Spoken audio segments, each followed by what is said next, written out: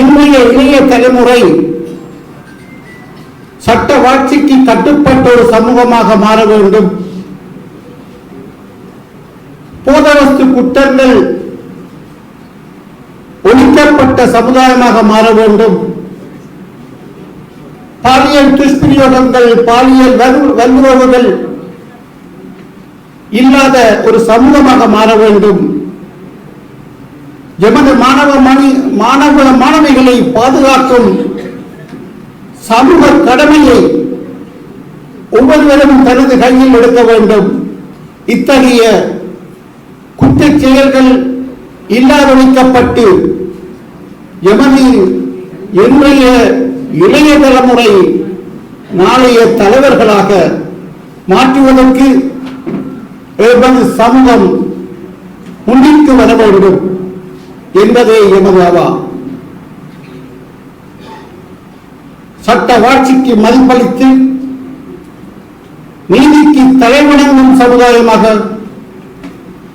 ஜனநாயக விழுமியங்களை மதிப்பளிக்கும் சமூகமாக, ஊடக தர்மத்தை போலுகின்ற சமூகமாக எமது சமூகம் வாழ வேண்டும் என்பது ஒவ்வொருவருடைய விருப்பமும். உரிமையை பேசுகின்றோம், ஆனால் கடமையை செய்ய தவறுகின்றோம். இலங்கை அரசியலமைப்பு சட்டத்தில் 3ஆம் அத்தியாயம் அடிப்படை மனித உரிமைகள் சம்பந்தமாக பேசுகின்றது. அதே அரசியலமைப்பு சட்டத்தில் 28வது பிரிவு கடமைகள் சம்பந்தமாக பேச, முதலில் நாங்கள் நமது சமூகத்துக்கு என்ன கடமை செய்தோம், நாட்டுக்கு என்ன கடமை செய்தோம் என பார்க்க வேண்டும். நாடு எனக்கு என்ன செய்தது, சமூகம் எனக்கு என்ன செய்தது என வினா கொடுக்கக்கூடாது. கடமையை செய்து முடித்துவிட்டு உங்களுடைய உரிமையை கேளுங்கள். பகவத்கீதையில் அழகாக கிருஷ்ண பரமாத்மா அர்ஜுனனுக்கு போதிக்கின்றார். அந்த போதனை ஒவ்வொருவருடைய மனசிலும் இருக்க வேண்டும்.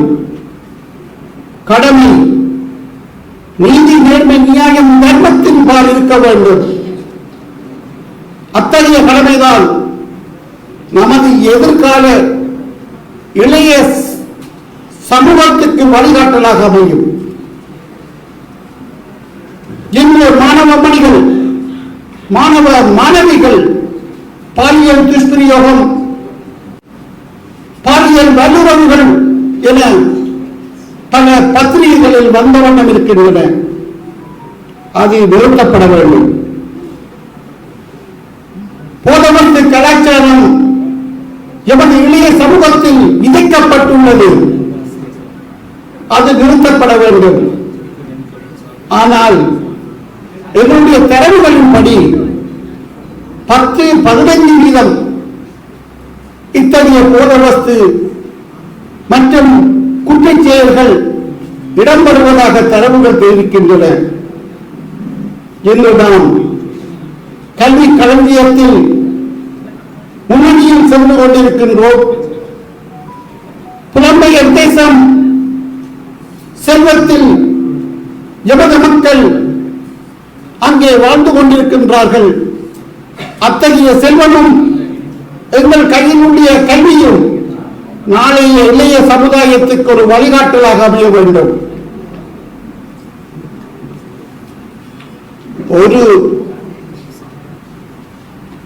எங்களுடைய காலம் யுத்தத்துடன் முடிவடைந்து விட்டது. நானும் சகோதரர் சுமந்திரன் ஐயா அவர்களும் ஒரே நாள் சட்டத்தரணியாக சத்திய பிரமாணம் செய்தோம். நான் நீதிபதியாக எனது பயணத்தை தொடர்ந்தேன். அவர் இன்னும் புகழ்பூக்கும் ஜனாதிபதி சட்டத்தரணியாக கடமை புரிந்து கொண்டிருக்கின்றார்.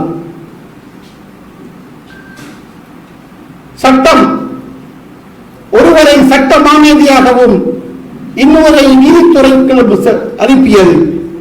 ஆனால் நாங்கள் கடமையை செய்வதற்காகவே எங்களுடைய சட்டத்தை பாவிக்கவும் வேண்டும். இறுதியாக நான் அரசியல் பேசவில்லை. ஆனால் அயல் நாட்டில், அதுவும் தமிழ்நாட்டில் 20 வயதுக்கும் 35 வயதுக்கும் இடைப்பட்ட இளைஞர்கள் ஒரு அரசியல் புரட்சியை, ஒரு மக்கள் புரட்சியை ஏற்படுத்தி அங்கே ஒரு மாற்றத்தை ஏற்படுத்தியுள்ளார்கள்.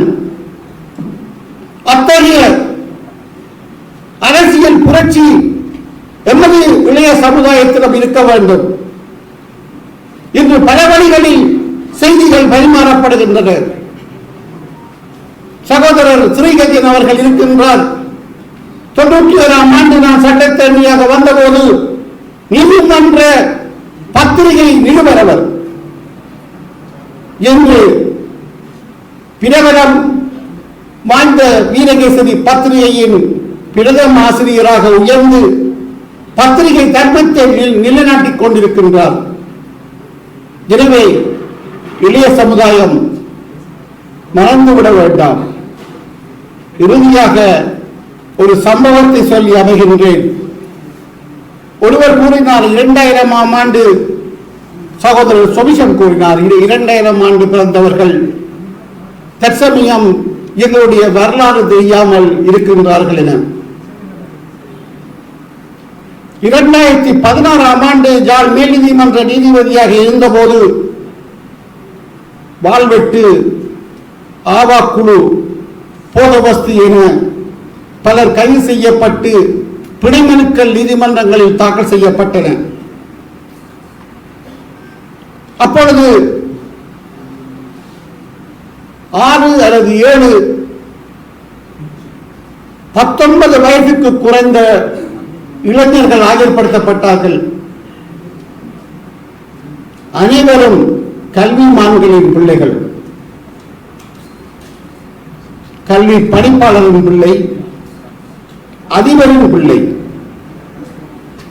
ஒவ்வொருவரின் கையிலும் ஒரு பல்சர் மோட்டார் பைக், ஐபோன், கழுத்தில் ஒரு சங்கிலி. நான் கேட்டேன், ஏன் இத்தகைய குற்றச்செயலை செய்கிறீர்கள் என. அதற்கு பதிலளிக்கவில்லை. பின்னர் கேட்டேன், 2009ஆம் ஆண்டு உங்களுக்கு எத்தனை வயது என கேட்டேன். சிலர் 10 வயது என்றார்கள், சிலர் 11 வயது என்றார்கள். இங்கே ஒரு யுத்தம் நடந்தது, அது தெரியுமா என கேட்டேன். ஓம் சார், அது தெரியும் என்று. என்ன யுத்தம்? பிரபாகரன் ஒருவர் சண்டை பிடித்தார், சண்டையை நிப்பாட்டி போட்டார், அதனால் எங்களால் வெளிநாட்டுக்கு போகலாம் கிடக்கு. ஏனெனில் அந்த சொன்னவரின் 3 சகோதரங்கள் லண்டனில் இருக்கின்றார்கள். இவர் தன்னை லண்டனுக்கு எடுக்கும்படி கேட்டார். அவர்கள் சொன்னார்கள், யுத்தம் முடிந்து விட்டது, இனி அகதி அந்தஸ்து கிடைக்க மாட்டாது. அப்ப இவர் சண்டையை நிறுத்தினது எவ்வளவு பிழையான விஷயம் சார் என்று சொன்னார். அந்த அளவுக்கு எம்மருடைய ஆயுத போராட்ட வரலாறு இளைஞர் மத்தியில் காணப்படுகின்றது. அது தவறல்ல, ஏனெனில் அதை கதைத்தால் பயங்கரவாத தடை சட்டம், அதை சொல்லிக் கொடுத்தால் பயங்கரவாத தடை சட்டம், அது பாயும்.